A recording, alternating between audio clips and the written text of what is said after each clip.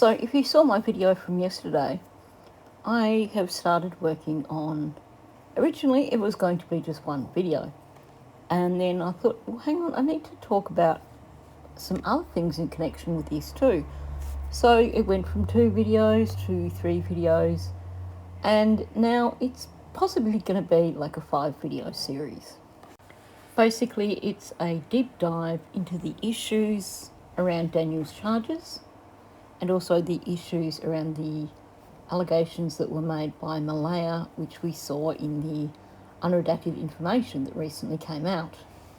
So today's video has actually come about as a result of me collecting clips for the next video. Those of you who also have ADHD may relate. I have a tendency when I'm starting on a new project, starting on any sort of creative work, whether it's a written piece or a video, I have this thing in my head where I have to go through it in my head first and have it all mapped out perfectly in my head before I can even start. And by that, I don't mean like having an outline of what I'm going to do. I mean, I think about all the different elements and I really analyse them and put a lot of critical thinking into them before I even begin on my project. And I know that comes from an ADHD perspective of when you're a child, you quite often miss instructions. So there's this need for perfection, the need to make sure that you're getting it right before you start, because it's that fear of once again getting it wrong. If you've got ADHD, you'll know what I'm talking about. That feeling as a child when you're in school and everyone else has started the assignment and you still don't really understand what you're supposed to be doing because all the instructions were given verbally and you've only processed half those instructions. It's a hangover from that. So I have to have everything perfectly figured out in my brain first before I can even start. So in this video, there's a few questions that I want to raise, but the main one is just how involved were Logan and Derwood with this whole process. Of course, the biggest problem with what I'm trying to figure out here is that the 3 people that I'm going to be discussing mostly here in this video are all known liars. So the struggle is going to be to try and find the truth within the lies, try and find motivations, try and figure out what is actually going on. So admittedly, this case has been a bit of a circus, but on the flip side of that, it's been a circus with a heck of a lot of clowns, in that we've had so many people come forward who have some association with Daniel or Malaya, who've come forward and spoken to content creators or done interviews with media. And that helps us to puzzle bits and pieces together, because when they're telling stories about the same things, it allows us to have a look at what they're saying and try and find a middle ground in terms of what is really going on. Now, there's a lot of different threads that I'm trying to pull together in this video. So rather than try to explain it all at the beginning, I'm just going to jump in and hopefully along the way things will start to become clearer. According to the documents, Martel told police they'd been fighting about money. His mother also referenced financial difficulties. The new records disclosed that in an RCMP interview, Brooks Murray said Martel would try to block her, hold her down, and once he pushed her. She said he would also take her phone from her when she tried to call her mom, which would sometimes be physical and hurt. Okay, so we've all read and listened to that multiple times. What she's saying there in terms of him blocking her and holding her down, we know that is on more than one occasion, because then she said, and once he pushed her.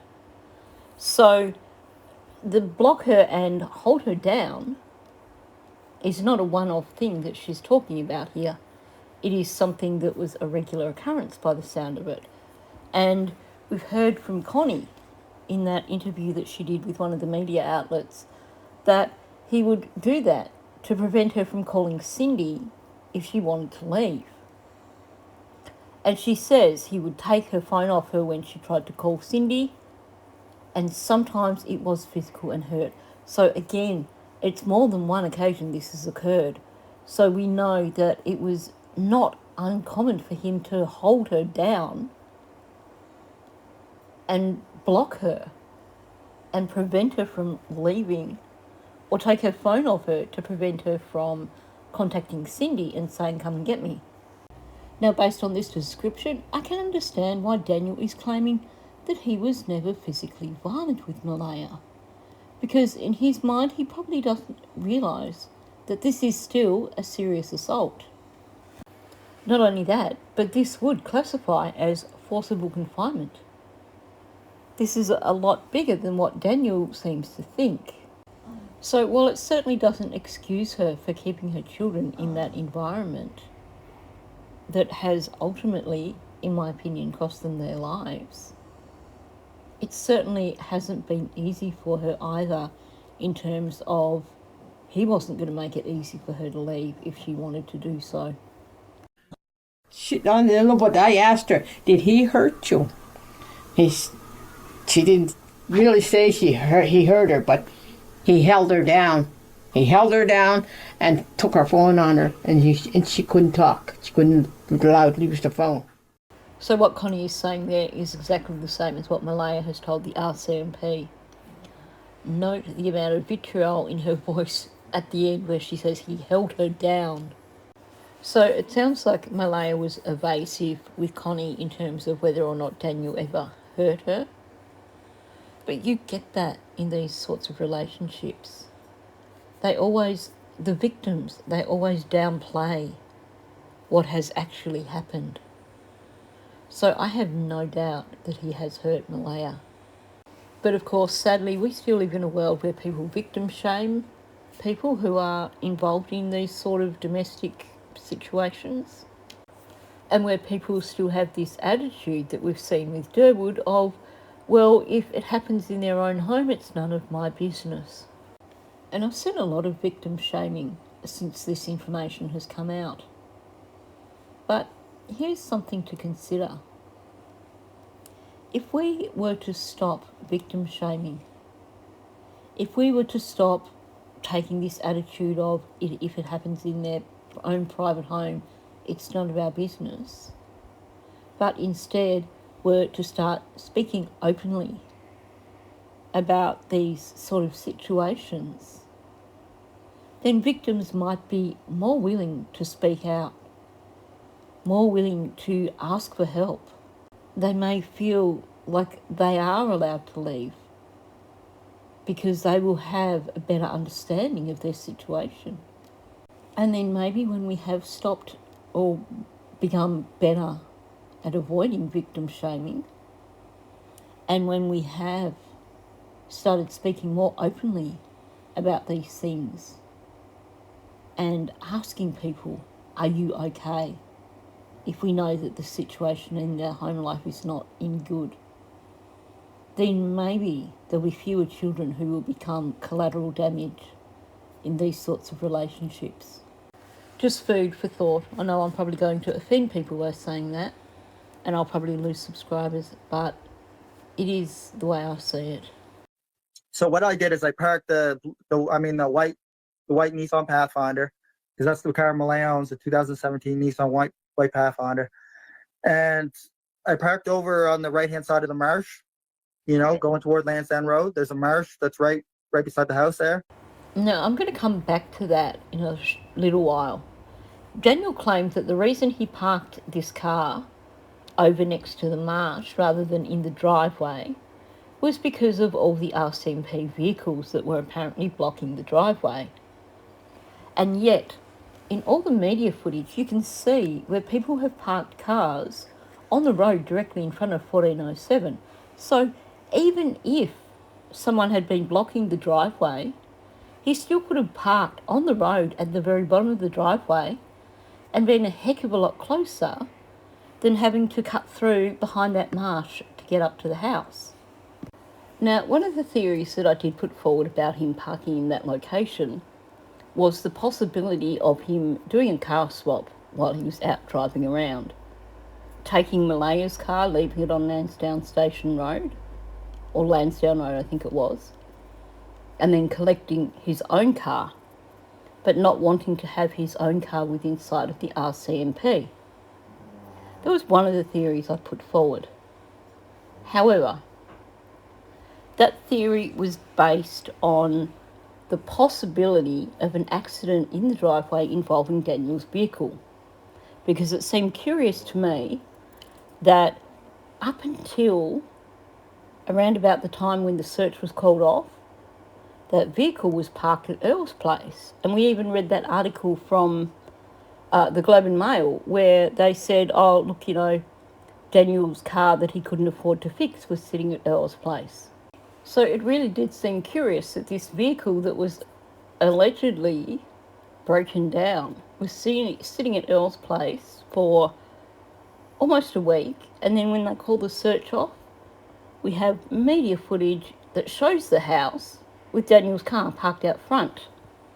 So who was it that told the Globe and Mail that Daniel's car was sitting at Earl's place because it wasn't running? And why was it sitting there up until about the 6th or the 7th of March? Why was it sitting there in the early days of the search? And the impression was that the car wasn't running. So of course the question still remains, was it really Malaya's white Nissan Pathfinder that was parked over next to the marsh? Or did he dump her car at that point in time and bring his own car back and then park it there because he didn't want RCMP to see it? I'm kind of leaning towards that it still was Malaya's vehicle. And I'll come back to why I think that is later on in the video. Now, was this the vehicle that went with Malaya? Like, I think it was towed later. Yeah, it was actually towed by Commander of Operations. The guy's name is Josh. And he was actually pretty pissed about where they left it. They left it right at the bottom of Lansdowne Road when they left. Interesting.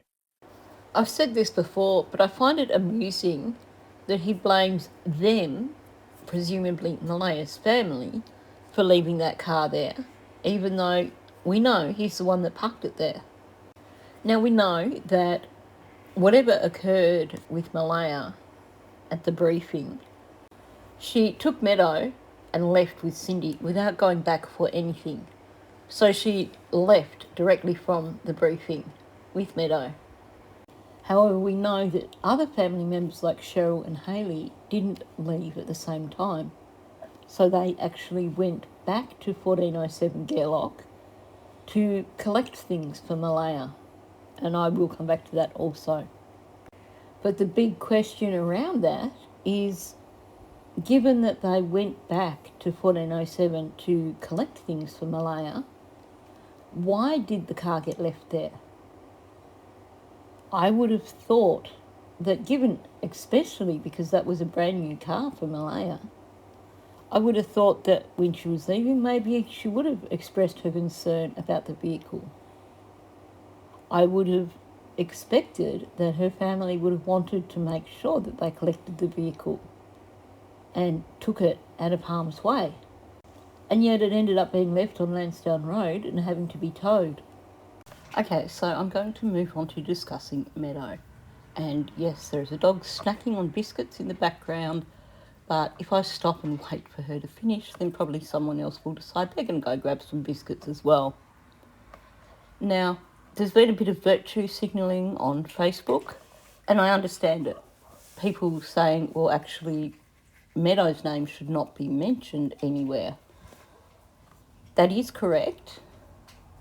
However, I think at this point in time, 9 months in, given that Daniel has been mentioning Meadow's name all over the internet, on nearly every channel, then I think it's a bit late to shut that gate.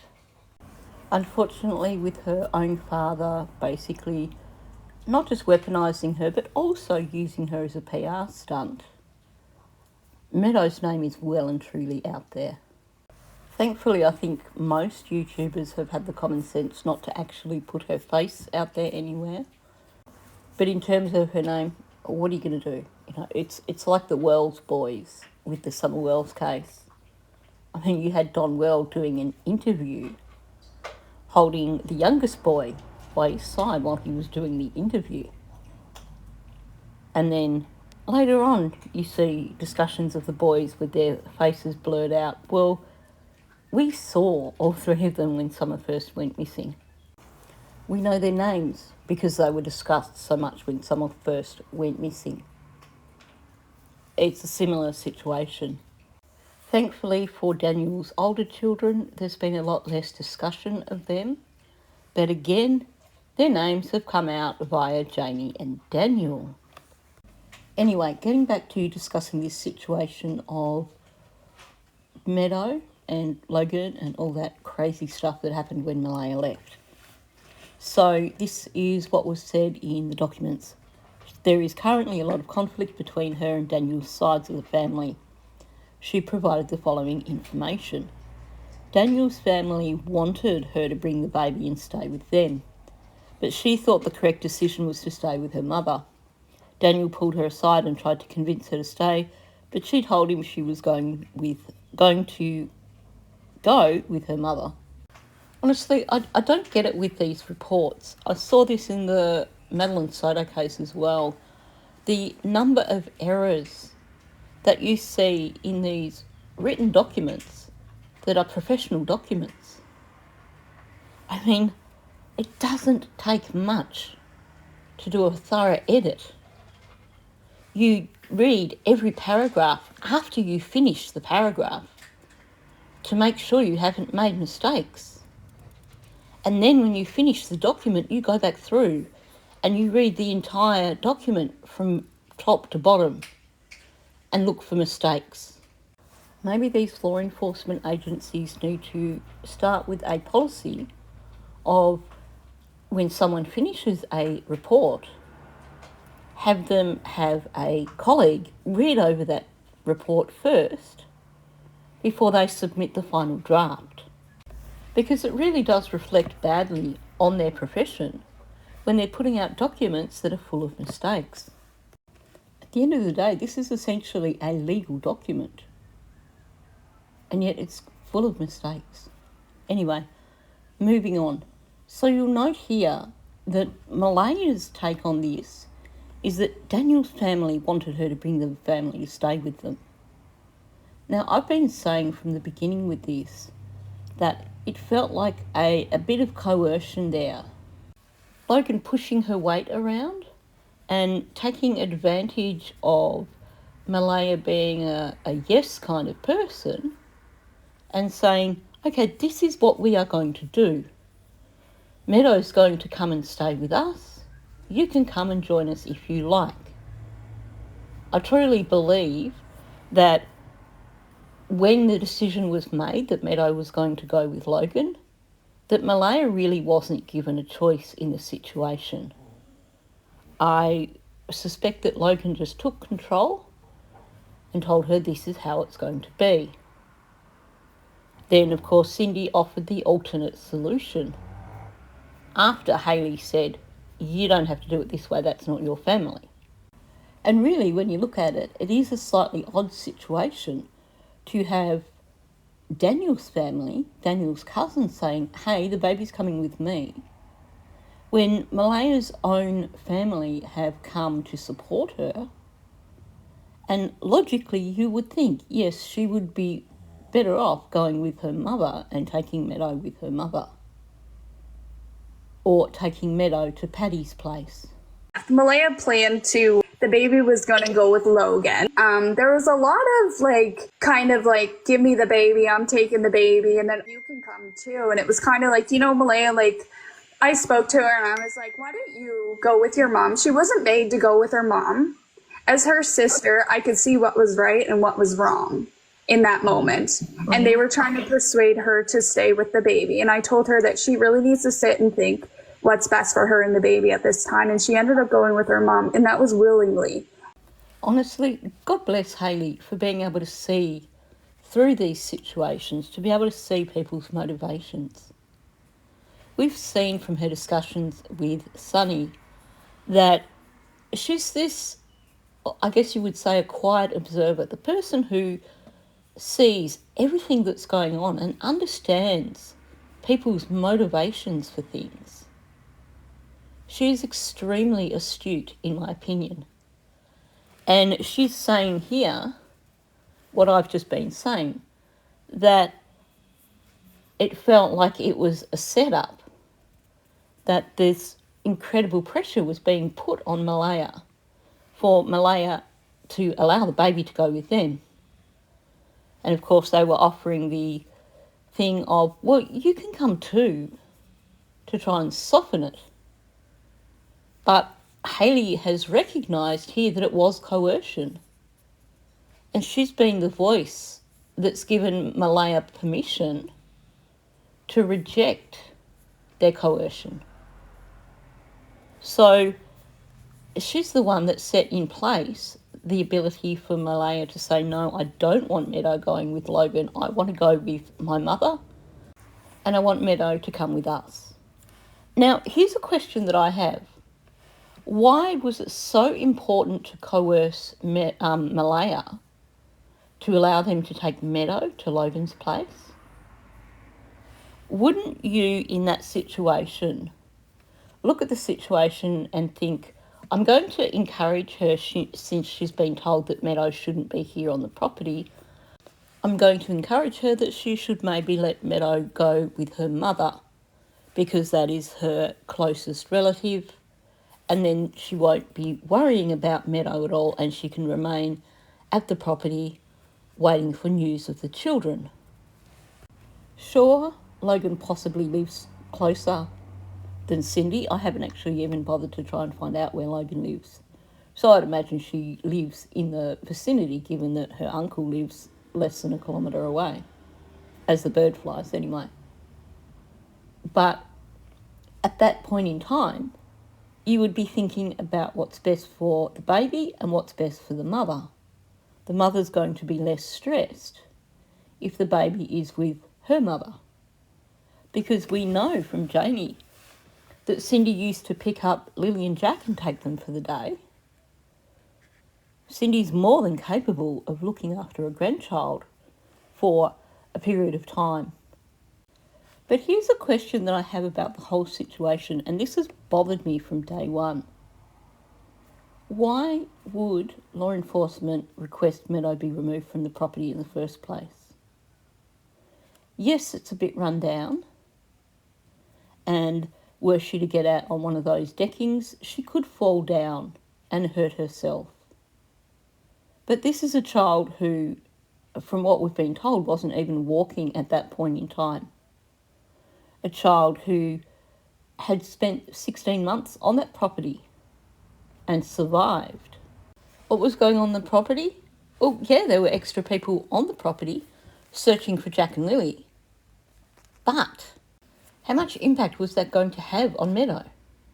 If they wanted to go in and search inside the trailer, then they could request that Malaya take Meadow outside for a while they search inside the trailer.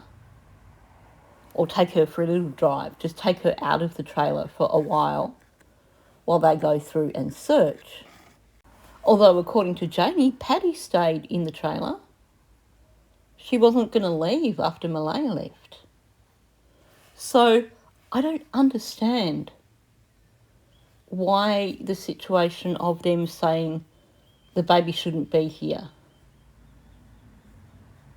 Yes, like I said, the property wasn't great. But don't forget, CPS went to that property in December. They had a look at that property. They checked out the situation with regards to the children, and they decided to leave the children there. So there can't have been any huge red flags, like loose electrical wires sticking out of the wall that the child might grab hold of. Can you imagine the uproar if every time a child was reported missing, the RCMP rocked up at the children's house and said, okay, well, your other children have got to go right now. They can't be here. It just doesn't seem like a sound policy. And we're talking about a child, like I said, who couldn't walk. So what was she going to do? Go out and walk under a searcher's truck? No.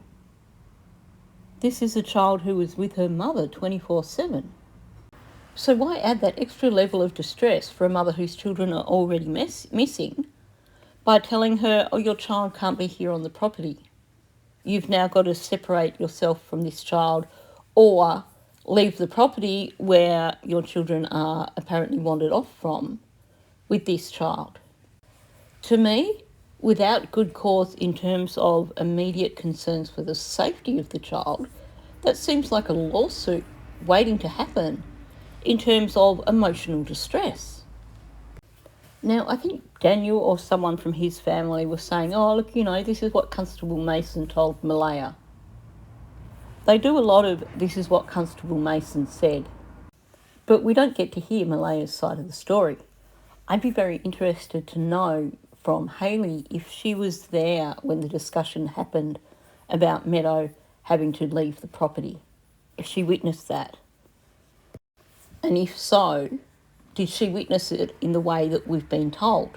Because we've been told by somebody, I can't remember who mentioned it, that apparently Constable Mason said that Meadow had to be off the property, and that then Logan was like, well, the baby can come with me. Because my question is that really how it happened? Or did somebody from Daniel's family say to Malaya, Constable Mason has just said that Meadow's got to go off the property, Logan's going to take her? When I got there, I said, do you want me to stay with the baby? You can go look. She goes, I'm going to stay with the baby. Okay, said whatever. So I went looking. So that was the next thing, was when when she was told that the baby had to leave the residence. She's exactly told she did not have to leave the residence. They just wanted the baby off the residence, from the residence. As like this whole scenario isn't something a kid should be a part of. So the baby was going to come to my house. So she's never been apart from the baby. Like she's meadow. I said, you're more than welcome to come too. If not, I am comfortable. I have 3 kids of my own. Like Malaya, I can take care of this kid. Like I can take care of the baby, no problem. So first the baby, it was just going to be the baby. And then she decided she was going to come with me. So, but then something changed and we were at the briefing. Her mother said something to her. And then I had to take everything out of my car and put it in her mother's car. And like I said, she had this whole plan, like she was going to drive her car into my house and she was going to, and then the plan changed. I'm going to take the car to my mother's, like I'm going with my mother. Well, she didn't even come back for the car. Like the search and rescue had her car towed to wherever she was because they left the car. That's how much of a hurry that was to leave. So Logan doesn't give any details of who said that Meadow had to leave the residence. Nobody gives any details of whether or not she was told just take her out while people are searching. But this comment, this whole scenario isn't something a kid should be part of. Well, I don't understand that. If the search is happening around the property, there's not going to be a lot of people inside that trailer in terms of search and rescue, in terms of police officers. And this is a 16-month-old child for whom most of it would just go over her head. It would just be a situation of, wow, there's a lot of people on the property. Oh, look at these dogs. I want to talk to the dogs. Or if she's afraid of dogs, I just don't want to be near the dogs. And you can keep her away from the dogs. Keep her inside the trailer. I mean, at the end of the day, Meadow's world, when that search was happening, was the people that were inside the trailer with her and Malaya. People that she knew. Cindy, Paddy, Hayden. Or Hayden might have been out searching. But Malaya's family.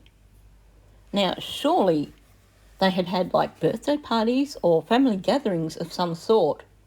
So it wouldn't be the first time that Meadow had been part of a family gathering.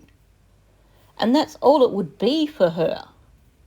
She would be completely unaware of what was going on outside that trailer.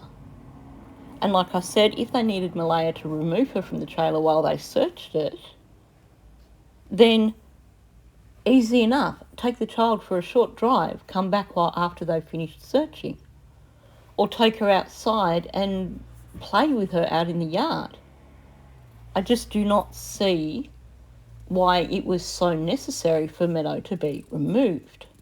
I mean, maybe this is something Belinda could answer. Maybe she saw some hazards inside the house that meant that it wasn't a good place for a child to be. But it doesn't appear so from the photos we've seen. It sounds like the house was just cluttered and unkept. And this is in an environment that Meadow had grown up in. Meadow was permanently attached to Malaya's hip anyway. So I cannot wrap my head around this. And I'm sorry, but is it only me who sees how paradoxical it seems for Logan to be wanting to take Meadow? Because in this discussion with this foggy lady, she refers to Meadow as the baby or this kid. Now, you could have argued that, well, maybe she's just trying to not put Meadow's name out there. But that's not the case, because she talks about how Malaya's never been apart from her. She's always Meadow, Meadow, Meadow. So she's not trying to avoid saying Meadow's name. She's just showing that she has no interest in this child, no emotional connection. This is just the baby or this kid. So why was it so important to put pressure on Malaya to allow her to take the baby to her place, when clearly she had absolutely no connection, no interest in the baby? And the car situation confuses me also. So we have Logan saying that she had all Meadow's stuff in her vehicle and that Malaya was going to drive her car and follow her to Logan's place. Now, Malaya's vehicle wasn't at 1407. Malaya's vehicle was parked on Lansdowne Road, so someone would have had to have dropped Malaya off to collect her vehicle. And the thing is, Meadow's baby seat should have been in Malaya's vehicle. So wouldn't it have made more sense for someone to take Malaya to collect her vehicle, and then Malaya could take herself and Meadow to Logan's place? Did someone give Logan the keys for Malaya's vehicle and Logan went and collected the baby seat for Meadow? Because Meadow would have been in a smaller baby seat than any of Logan's children. Logan's youngest is 3, or at the time was 3, I believe. So that's a huge age difference, a huge weight difference in terms of baby seats. So Logan would have had to have either really, really adjust all the straps in her own child's baby seat to squeeze Meadow in, or they would have had to have had just Meadow be carried by someone in Logan's vehicle. But if Malaya was going to bring her own vehicle, who was going to actually carry Meadow? That wouldn't have happened. And from what I've heard, the penalties for not having a baby put in their proper capsule for travel are enormous. So I don't think they would have been travelling Meadow without putting her in a proper baby seat. If Meadow was going to go in Logan's car, it would have been far less effort to put her baby seat in Logan's car than to actually adjust all the straps and everything for Logan's child, who was bigger. But then why would you travel Meadow in Logan's car if the discussion was, well, Malaya could go and collect her car and follow along behind? Because the baby seat is already installed in Malaya's car. So it seems like the thing here was to separate Malaya and Meadow. Now, part of the reason this video is late is because I spent several hours yesterday trying to find mention somewhere of the baby seat being in Logan's vehicle and mention of her having to remove the baby seat from the vehicle when Malaya decided that Meadow was going with her and Cindy. But I couldn't find that reference, so I don't know if I just imagined reading that or hearing it somewhere. I would imagine, like most grandparents, that Cindy probably had seats for the children in the back of her vehicle. So she may have already had a seat in the back of her vehicle for Meadow. Maybe that's the seat that was put in Logan's vehicle. I don't know. But it seems really odd to me that if the arrangement was that Malaya was going to go with Meadow to Logan's place, why not have someone just collect Malaya's vehicle, which had the baby seat already installed, and allow Malaya to drive that vehicle and Meadow to Logan's place herself? Why was it necessary for Meadow to travel in Logan's vehicle and Malaya travel separately in her own vehicle? We said where she left because I put the baby in the car for her and her mother drove off. So when you dig into this, also, this is a bit curious. So we have this situation where Malaya has gone to this briefing and she's had this meltdown and been sitting in the ambulance with Cindy. It appears that maybe Logan took Meadow off her at that point in time. And it definitely appears that when Malaya was leaving with Cindy, that Logan had Meadow. So it seems like already, even before anyone left, that at that point in time, Logan had Meadow. Is it just because Malaya was so distraught that basically someone had to take Meadow out of her arms and strap her into the seat because Malaya was too distraught to do so? Or was Logan hanging on to Meadow while Malaya was in the ambulance with Cindy? Because for someone who lacks the emotional connection with this child and is referring to her as the baby and this kid, she suddenly, in this instance, seems to be very attached to Meadow, seems to be very concerned with looking after Meadow. Okay, so I'm going to put a pin in that one also and come back to that. Like I said at the start of this video, there's a lot of different threads that I'm pulling together here, but hopefully by the end of this video, it will all make sense. What the main reason I'm calling is that's going to break some things because she broke the CPS contract of being fully supervised there, and her mother was there and resisted her running, and she went against her mother and everybody and ran by herself. Now, Derwood's story about this changes as he goes along, so each time he tells it, it changes. But what stands out to me is that on one hand, he's pointing out that Malay is supposed to be fully supervised. And then he offers up that Cindy was there. He throws that in like it's important that we know that Cindy was there. Cindy was there and she resisted her running. He doesn't say, well, Cindy tried to stop her from going. Cindy tried to convince her not to go. He starts out with, Cindy was there. That makes me question what is actually going on here, because he shouldn't need to establish that.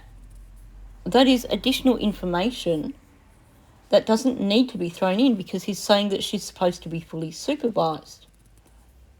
So that would already infer that Cindy or Wade were there at the time. But he has to throw in, Cindy was there. It just wasn't necessary to say that. So I'll come back to that. A little information that should have shook things up. And then I believe the person that eavesdropped on me, I intentionally let them eavesdrop on me. Mm-hmm. And then I believe they directly called Malaya. And within a half an hour, Malaya had panicked and grabbed the baby, grabbed Meadow, and took off from Cindy's place, which is her mother's place in Wentworth. And that's where she's been staying under 24-hour supervision by CPS. But anyway, she fought with her mother. Her mother tried to keep her there physically and couldn't keep her there. And Malaya headed, what I was told by the other family members who called me back right away, and that she had grabbed the baby and ran and headed for the reserve in Shubenacadie. Now, I did a video a while ago where I looked at all these statements that were made by Derwood. I looked at statements that were made by Daniel.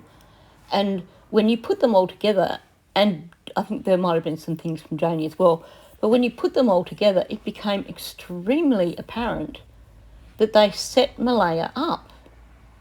They intentionally set Malaya up to do a runner with Meadow so that CPS would take Meadow, and they believed that that was going to allow Logan to take custody of Meadow. I will put the link for that video in the description for this one for anyone who hasn't seen it. But when you put all the audio together, it is really clear that that's what was going on. They were trying to set Malaya up to lose custody of Meadow. The following day was when Daniel had his first thing with CPS to try and get access to Meadow. The timing of it was spot on. I also pointed out the lie in Daniel's statement of he tried to ring CPS to report it, but they were already closed. But then Cindy rang CPS and they immediately went and took Meadow. Well, given that Daniel was allegedly on the phone to Malaya while she was driving from Cindy's house to the reserve, and he claims that he then rang RCMP who told him to ring CPS, I don't believe it. I believe it was him who checked first to make sure that Malaya was on the road, to make sure that she was doing the runner, and then he was the one that made the phone calls. And I think they have accused Cindy of contacting CPS because the whole family's been quiet. Cindy wouldn't come out and say otherwise. Especially when you consider the fact that CPS aren't going to disclose who contacted them. So they're not going to tell Daniel or Malaya that it was Cindy that rang them if that was the situation. And if Cindy was the one that rang them, is she really going to tell Derwood? Is she really going to tell any of her own family that she dobbed her daughter into CPS?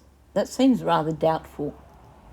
So I do think that that is made up and that it was actually Daniel who rang CPS, but he's giving this excuse that they were already closed, even though apparently Cindy managed to ring them. And what you will have noticed is that Derwood does the same as Logan. He refers to Meadow as the baby.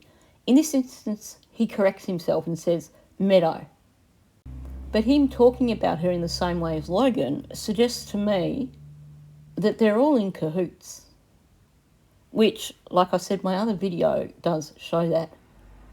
And we know that apparently him and Logan were on the phone together immediately after Malaya did a runner. But him saying the baby just shows even more how closely connected all this is. Derwood, Logan and Daniel, they were all in this together. Now you'll notice that he's changed it from Cindy trying to resist her going to now Cindy tried to keep her there physically. He's now making Cindy physical, like she's trying to physically restrain Malaya. Well, given that Malaya was holding Meadow, I find that rather curious.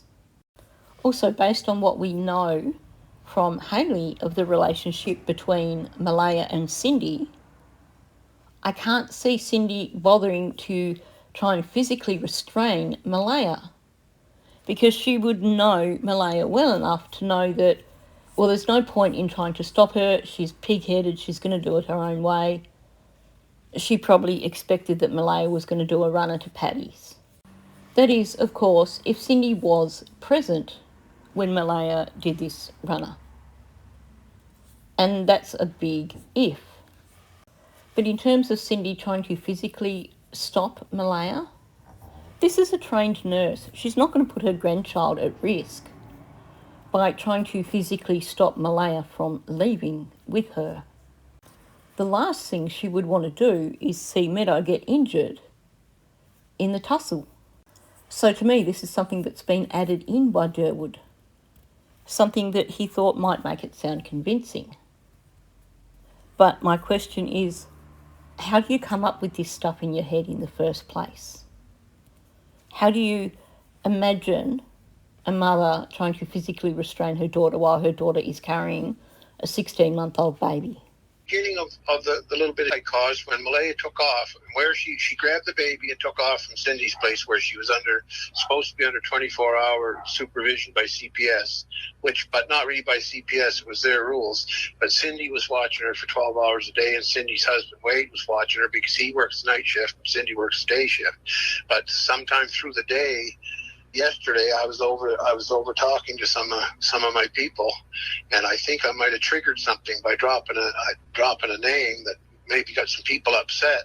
And I think Malaya got a quick call saying that I think some people were pretty surprised that I dropped this name, and it's somebody I sort of suspect of being directly involved. And when I dropped the name, it wasn't 20 minutes later that Malaya grabbed the baby and took off out of Cindy's place and went to the, I'm not going to say ran, she never ran, she drove. She drove to the, everybody's saying she ran, but she got in the car with the baby and took off, and went to the reserve in Shubenacadie, and she's there with her family now. But when she left, she broke the CPS contract of 24-hour supervision, and CPS has taken Meadow now. Okay, first of all, I want to point out that in this retelling, he doesn't talk about Cindy trying to stop her from going, Cindy getting physical or trying to resist her leaving. There is no mention of Cindy trying to stop her at all. It is just a situation of he leaked the information got to Malaya, 20 minutes later Malaya put the baby in the car and left. This is significant because he's basically showed up his own lie. So he's saying about the 24-hour supervision, and he says it's kind of like Cindy supervises her for 12 hours and then Wade also supervises her. He says Wade works night and Cindy works the days. And he starts saying, but sometimes through the day, and then he goes off at a tangent and talks about him leaking this information and Malaya doing a runner. Now, I'll come back to that in half a moment, but I want to point out that first of all, he says she's supposed to be under 24-hour supervision. When you say something is supposed to happen, that infers that it doesn't always happen. So straight up he's established that yes, she's supposed to be supervised 24 hours, but that doesn't always happen. Which comes back to this statement of, but sometimes through the day, and then he changes tack and talks about him making this phone call. Well, sometimes through the day. Now, Cindy is apparently working during the day, so Cindy's not usually there during the day. Usually that would mean that Wade would be supervising Malaya. Well, in his previous comments, he claimed that it was Cindy who tried to resist Malaya leaving, Cindy who got physical with Malaya to stop her from leaving. But now he's saying that Cindy works during the day. So theoretically, it should have been Wade who was there when Malaya decided to do this runner, not Cindy. So in actual fact, what has happened here is that Derwood in one sentence has given two topics, but he's segued between them in such a way that if you're not paying attention, you think that he's still talking about one single thing. But if you actually stop and pull it apart, what you're being told here is that Malaya is supposed to be supervised, or was supposed to be supervised 24/7. That because Cindy works days, Cindy would be there of an evening, and Wade works nights, so he would be there through the day. But that there are some occasions when, that's the first topic that he's discussed. This is before he changes direction. Simple logic allows you to finish the sentence. There are some occasions when she is unsupervised. Sorry, I should have said sometimes through the day, but same thing. There are some occasions during the day when Malaya is unsupervised. And that's what he is talking about here. Except he segues very quickly to Malaya getting this information that he leaked and 20 minutes later taking off with Meadow. So what he has leaked here, first of all, like I said at the beginning, you'll notice that he doesn't include the part about Cindy trying to stop her from going, because his brain has basically stopped him from doing that, because his brain is actually focusing, while he's telling this story, on the truth. So because his brain has leaked out this information that Malaya was unsupervised, he can't then take that extra step back and add in the lie about Cindy trying to stop Malaya from going. Because in this retelling, he's basically given away the fact that he took advantage of the fact that Malaya was unsupervised. And you know how I said at the start of the video that there's a lot of truth in the lies, and sometimes it's like a bit of a puzzle and you've got to put all the different pieces together. And it's fortunate that we have so many people speaking, because one person may give a little piece of the puzzle and another person may give another piece that connects with that. And have you spoken with Malaya since any of this has happened? Yes, I did. I did one time. How did that go? Actually, there was twice. First time, when she was on the run with Meadow, fled to the reserve when she wasn't being supervised. Darren called me and said Malaya's unsupervised. Bam, right there. Daniel has dumped Derwood in it big time. Not only has he shown that Derwood was lying when he claimed that Cindy tried to stop her, Cindy tried to physically restrain her, but he's also admitted that it was actually Derwood who told him that Malaya was unsupervised. This whole plan was put in action around Malaya being unsupervised. You'll notice the goofy grin on his face at the time too. Obviously, he thought it was really amusing.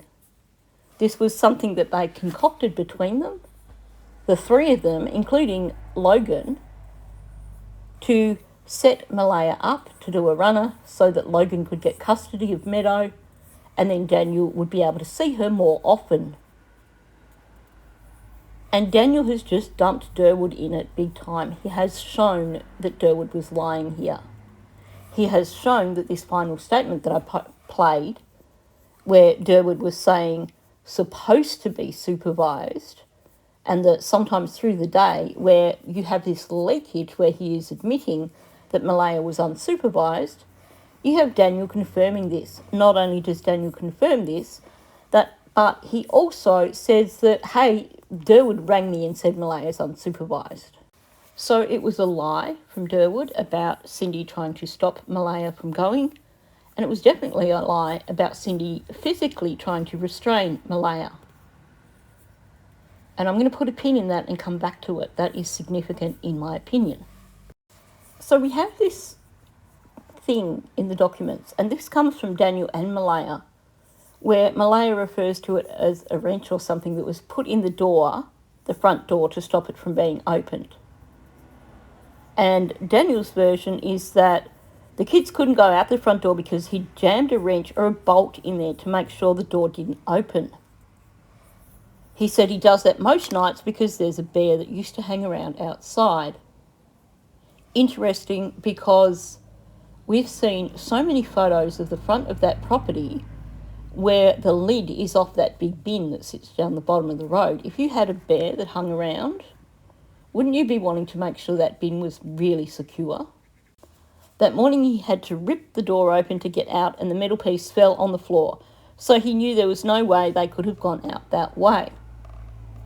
Now, I've mentioned before that this description of ripping the door open and a metal piece falling on the floor sounds to me more like a description of someone describing a door that's been damaged through some sort of violent action.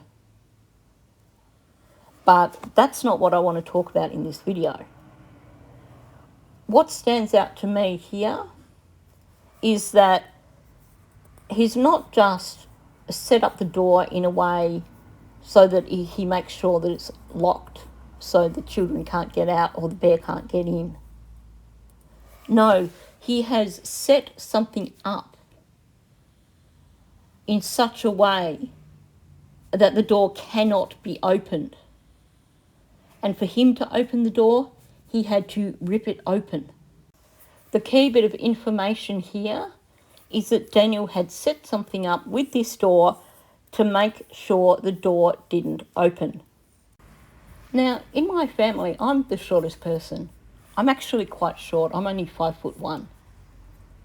So when I have a light go in my house, because my house is one of these older style houses with the raised ceilings, even with a ladder, I struggle to change the light bulb. So I just wait till my sister comes around, pull the ladder out, and I'm like, okay, can you change the light bulb for me? There are shelves in the top of my pantry that I use purely for storage because I can't reach them. Could I reach the top of the door frame? Heck no. And in Malaya's statement, she comments about a wrench being on top of the door. So it seems like this setup that Daniel created is extremely high enough for Malaya to describe it as being on top of the door, but it's also not easy to open because he claims that he had to rip open the door. This setup meant that the door could not be opened. Is this one of those things where it wasn't just to contain the children? Was this to basically set it up so that there was only one exit from that place, out through the sliding door, so that he could contain Malaya as well? Malaya's shorter than Daniel, so he would just have to set something up high enough where he could reach it and she couldn't, and it would prevent her from using that door as an exit. He slipped up and made mention of there being a lock on his bedroom door when he was talking to the turkey guy. Something about Lily and the lock jiggling.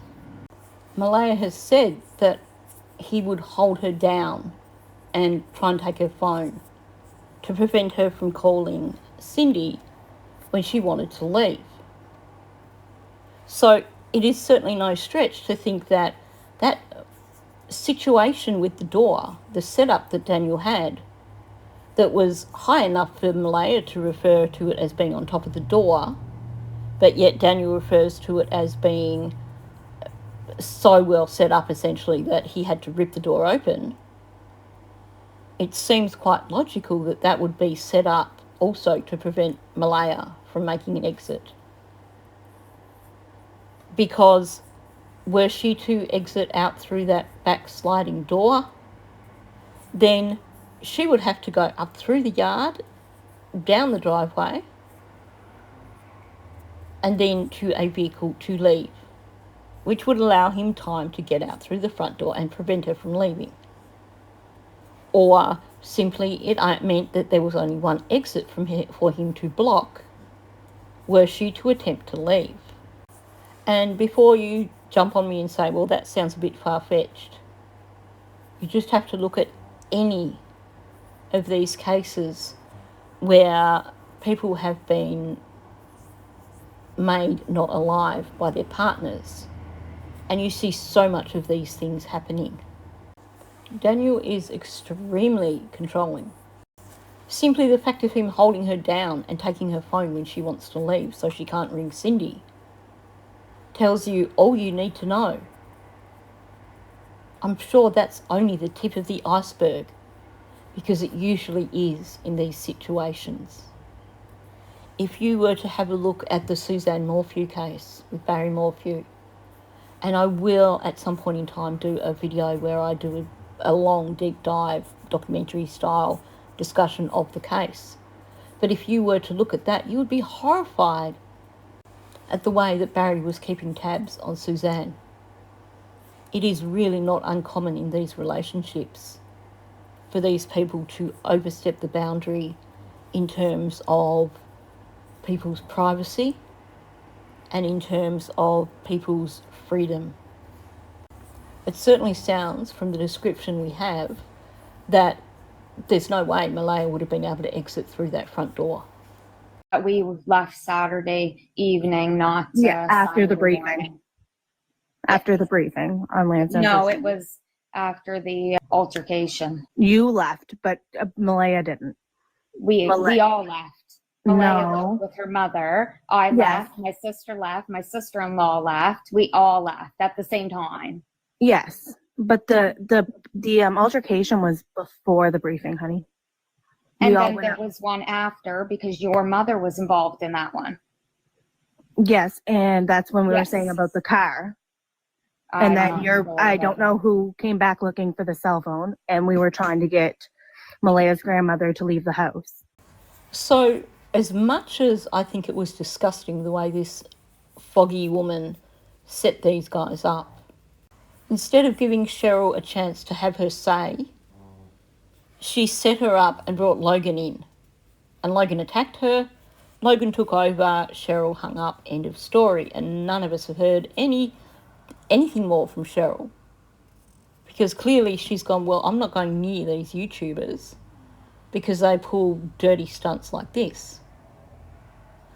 But one thing that came of it that was good in a way is that basically Logan managed to show some truth, because she's trying to confront Cheryl over things and admitting things that may not have otherwise been admitted.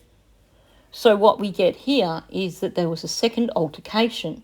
This occurred after Malaya left with Cindy. And this occurred when Cheryl and others went back to 1407 Gairloch Road. Now, according to Logan, the discussion was something in relation to Malaya's vehicle, and somebody was after Malaya's cell phone. Now, at another point in this conversation, Logan specifically says that somebody from Malaya's family, I think it was Haley, was supposed to collect Malaya's car and take it that day when they went to Gairloch Road and they collected Malaya's phone. So why didn't they? Why was it that the vehicle ended up having to be towed? So it appears that, yes, they were able to collect Malaya's phone, but there was certainly some sort of altercation over that even. It wasn't simply a case of going in and saying, can we grab Malaya's phone? Oh, here it is. But in terms of the vehicle, it sounds like that was something that was discussed as part of this altercation between them, and yet they came away without the vehicle and the vehicle had to be towed. So why would that happen? The only reason I can see that happening is because they didn't have the keys to the vehicle. So that would suggest that when Logan was supposed to be taking Meadow to her place and Malaya was going to collect the vehicle and then follow her in her vehicle, well, apparently Malaya didn't have the keys at that point in time, because you would think that if the arrangement was for them to go back and collect Malaya's phone and Malaya's vehicle, obviously this has come from Malaya because no one else would have known that Malaya didn't have her phone. So you would think that if that was the case, then that she would have handed over her keys. So it appears that she has gone to this briefing without her phone, without the keys for her vehicle. Her family have come back to the property after she's left to collect the phone and to collect the vehicle, and have not collected the vehicle, meaning that they've clearly not had the keys for the vehicle. And so I say, I'm jumping in the car. So I ran inside, got into the house, grabbed the keys off the end table, because there was two sets of keys, right? So grab the keys. I know I'm not the only one that was really bothered by these comments that Daniel made. There's two sets of keys, right? And then, so I grabbed the keys, grabbed my keys, and he had to clarify that it was the Nissan Pathfinder. But there is something going on in terms of him talking about grabbing the keys when he went off driving around. So first of all, why offer up that additional bit of information? There's two sets of keys, right? And also why the slip up in terms of grabbed my keys or grabbed the keys, and then clarifying it with that he took the Nissan Pathfinder. I'm just going to put a pin in that for a moment because there's two more things that I want to look at, and then I'm going to draw all this in together. The new records disclosed that in an RCMP interview, Brooks Murray said Martel would try to block her, hold her down, and once he pushed her. She said he would also take her phone from her when she tried to call her mom, which would sometimes be physical and hurt. Now, there's a message here between Daniel and I think Charmaine, and it's something that Sunny shared on her channel.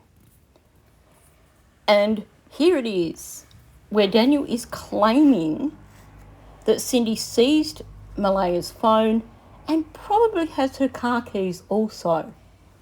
I know this because when my cousin called her phone on a private number, her mum picked up and said, "Malaya's phone, who is this?" Now, Daniel is the master of deflection, and he's made so many statements that when you look at it, it sounds like he is actually basically blaming Malaya for things that he's actually done. He's basically doing that narcissistic, controlling thing of trying to say, actually, Malaya did that, not me. Like this particular incident. He's claiming here that Malaya became violent coming up to the disappearance. She used to hit me all the time, but as a man, you don't speak out about that. She became aggravated easily by me and the kids. I'm sorry, but to me, that sounds like he is describing him. It is the classic deflection thing of blaming your actions on someone else, putting your actions on someone else, saying that they did these things, because you know they're not good things to be doing. And you want to put them in a bad light, so you basically apply all these things that you did to make them look bad. And the reason you apply the things that you did, because they're the first things that come to mind. These are things that he has a mental record of in his mind. So these are things that in his mind are what physical violence in a relationship looks like. He's given no reason in this statement here that he's making about Cindy answering Malaya's phone. He's given no reason for him to believe that she took Malaya's car keys. And of course we know that's not the case because Malaya was unsupervised and she took off. So to me, him accusing Cindy of taking Malaya's car keys when he's at the same time saying Cindy seized her phone, this is him basically, again, applying a different situation to what was actually going on here. I would say that Cindy didn't seize Malaya's phone, given the circumstances, given that it sounds like Logan had tried a few times to ring Malaya and being blocked, and Logan herself admits that, well, then I did it as a private number so Malaya wouldn't know it was me. Well, clearly Malaya got sick of Daniel and his family harassing her and got Cindy to answer her phone. Someone answering your phone doesn't mean that they've actually seized your phone. So to me, this is really telling. The seizing her phone sounds awfully much like what we've heard that he would do to Malaya. He would hold her down and take her phone so that she couldn't ring Cindy, so Cindy could pick her up and she could leave. So him throwing in here that Cindy probably has her car keys. Well, how does he make that jump from someone having Malaya's phone to also having her keys? That, to me, suggests that this is what he was doing also. So, just before the children went missing, Malaya got the plates for her new vehicle. That was a new level of freedom for Malaya. She had a vehicle that she could actually pop the kids in and leave with anytime she wanted to, if the need arose. Of course, the unfortunate thing with that was that Daniel was allegedly only working 1 day a week at that time, so there probably would have only been one day when she could actually do that, and that would be a Monday. But what you have here is a situation where it sounds like there was quite possibly some sort of altercation on the Thursday. Daniel talking about ripping this door open. I believe that that is covering for the door being damaged. And I suspect that the door plate was broken. But here's the thing. We have Daniel talking about grabbing the keys, because there's 2 sets of keys, right?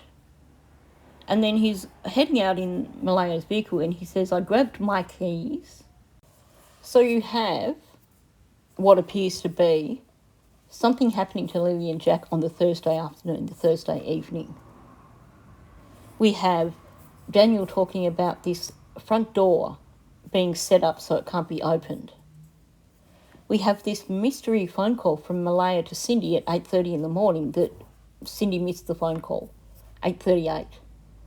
Given that Daniel was out and about for most of the night, it wouldn't surprise me that that 8:38 phone call was when Daniel was asleep. So maybe Malaya was trying to ring Cindy to say, get me out of here, to say something has happened. Let's look at this situation from Daniel's perspective. So hypothetically, something has happened to Lily and Jack, and he's in cover-up mode. So he's doing all these drives in the middle of the night to who knows where. Now, he realises that he could actually get arrested and go to jail for a very long time for what he's done. But he can't take Malaya with him while he's doing all these runs, so he has to leave her back at the property. I would imagine before he even sprung into clean-up mode that he probably did a bit of gaslighting with Malaya. It's your fault. You made me do this. To try and keep her silent, to try and prevent her from reporting what happened. But a part of that also would be wanting to make sure that she wasn't going to leave, because the moment she left, that would make it harder for him to control her. So this talk of, I grabbed the keys, because there's two sets of keys, right? Oh, I grabbed my keys. And then his car sitting at Earl's place until after Malaya had left the property. Maybe the reason his vehicle was at Earl's place was to prevent Malaya from taking his vehicle and leaving, because he had the keys for her vehicle. Maybe the idea was to make sure there was only one vehicle on the property, and he took possession of that one vehicle on the property to prevent Malaya from leaving. Had he taken her vehicle and parked it at Earl's place, that would have raised a lot of questions. It would have been easier to park his own vehicle at his father's place and claim it was there because it needed repairs. Logically, there's no reason to park it there because it needed repairs. There was already one dead vehicle sitting on the property, and right next to that vehicle was a massive oil spill. Like another vehicle with a serious oil leak had been parked next to that vehicle for a very long time. Not only that, that oil leak was clearly recent, because otherwise, over time, soil and stuff would have gotten over the top of it. It wouldn't be quite so visible, quite so dark.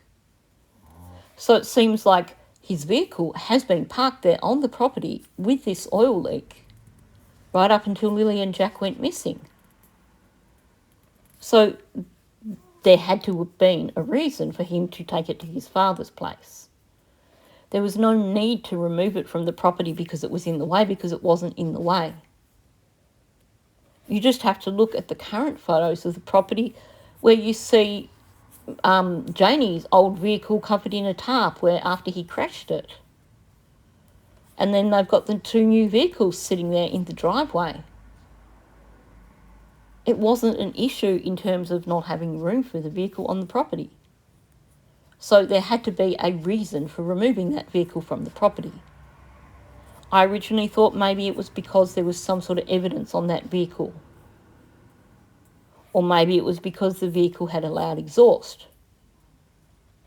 But you could leave it sitting on the property if it had a loud exhaust and just not drive it when the RCMP were around. That wouldn't be a problem. It doesn't appear from everything we've heard that the children were involved in some sort of accident with a vehicle. So that doesn't seem to be the reason for having the vehicle off the property. So when you consider the comments he made about the keys that are a little bit odd, You consider him driving Malaya's vehicle all around. You consider him, when he came back to the property, not driving Malaya's vehicle back to the property and parking it in the driveway or on the road at the bottom of the driveway, but parking it over on the marsh out of the way. It seems like he was determined to make sure that Malaya did not have access to her own vehicle or to his vehicle. I suspect that when he was doing all that driving around, that he had both sets of car keys. Hence the reason I grabbed the keys, because there's two sets of keys, right? And then when he's talking about taking Malaya's vehicle out to drive around, he says his keys and then qualifies it or goes back to the keys. Because I think he did take control of all the sets of car keys. Hence the reason that when Malaya left with Meadow and her family came back to get the phone in the car got left sitting down on Lansdowne Road because Daniel had the keys and would not hand them over. Neither Cheryl or Hayley seemed very backwards in coming forwards. So if they had gone back there with their task being to collect the phone and collect the vehicle, then they're not going to be easily deterred. So to me, the only logical explanation for them not collecting the vehicle would have to be that the keys weren't being handed over. And in the thick of all this, you have all these things that Logan and Derwood are talking about. Logan seemed to be in on this whole situation because Meadow was supposed to travel in Logan's car to Logan's place. Not someone go and collect Malaya's car, which already had the baby seat in it, so that Malaya could drive her car and Meadow to Logan's. No, it seems like the idea was to make sure that somebody in Daniel's family had hold of Meadow so that Malaya couldn't leave. But not just that, to make sure that Meadow and Malaya were kept separated before they got to Logan's place. It sounds like she was in on it.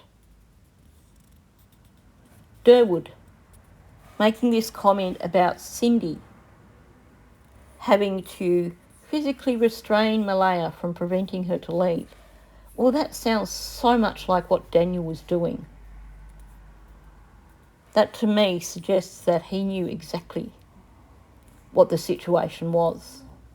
He said it's none of his business what goes on in their household. The way he says it implies that he knew exactly what was going on. So suddenly making these claims that Cindy had to physically restrain Malaya certainly makes me think that he knew that that's what Daniel had been doing. I do believe that Janie and Daniel did some serious gaslighting with Malaya to make her believe that she would be the one that would be in trouble for whatever happened to Lily and Jack, that it was her fault somehow, because that's how these things go. But it seems to me that at the same time, Daniel was doing his best to make sure that Malaya had no way of leaving. And I think Derwood was in on it, and I think Logan was in on it.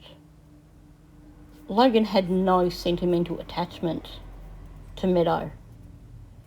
She kept referring to her as the baby or this kid. Derwood was echoing Logan's words. The goal was to make sure that Meadow was in the control of Daniel's family, to keep Malaya there. Was it the RCMP who told Malaya that it wasn't a place for the baby to be? Or was it somebody from Daniel's family saying she shouldn't be here in this situation? Was it Logan herself? Because she seems to be quite a pushy person. Certainly seems like Malaya was given no option in terms of, Meadow's coming with me, you can come if you want, end of story. Now, this is not me making excuses for Malaya. As far as I'm concerned, despite the DV, the coercive control, all that stuff, she still made the choice to leave her children in this situation that eventually cost them their lives. She had the opportunity to leave in March. Cindy and Wade were going to help her. They got a U-Haul. But she decided to stay.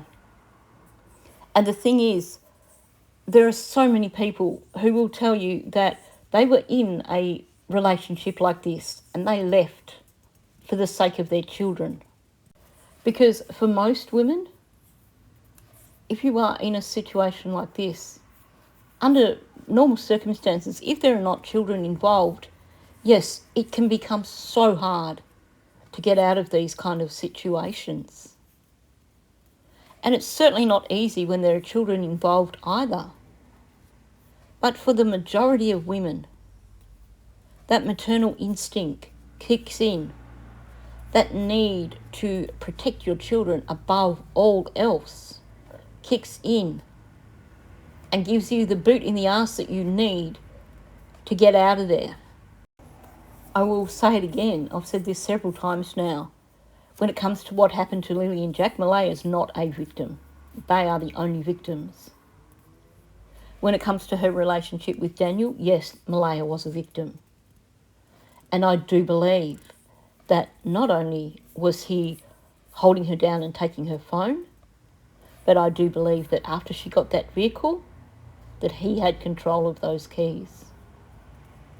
I believe that after whatever happened to Lily and Jack happened, he took both sets of keys with him everywhere he was going to make sure that Malaya could not leave, because he needed at that point in time to maintain control.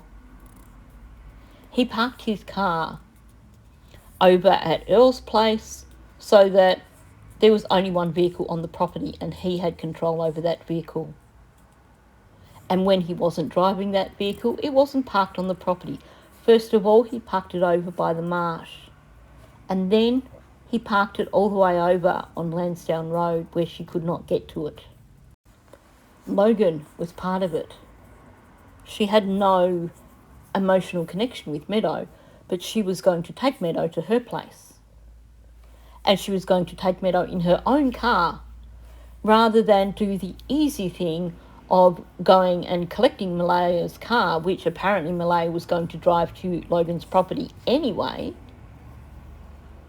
going and collecting Malaya's car and putting Meadow in Malaya's car where the car seat already was.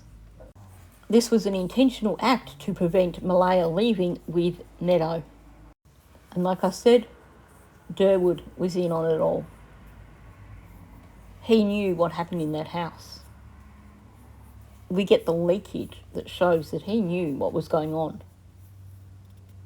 And clearly Paddy had told him things about what was going on in that house also. And yet he still came out in defence of Daniel. Seems quite clear that Logan and Derwood helped Daniel in his attempts to basically take away Malaya's freedom, in his attempts to control Malaya. What does that tell you about them? I hope that the RCMP are taking a really close look at Logan Mackenzie, because to be perfectly honest, I think she is in this up to the eyeballs as well.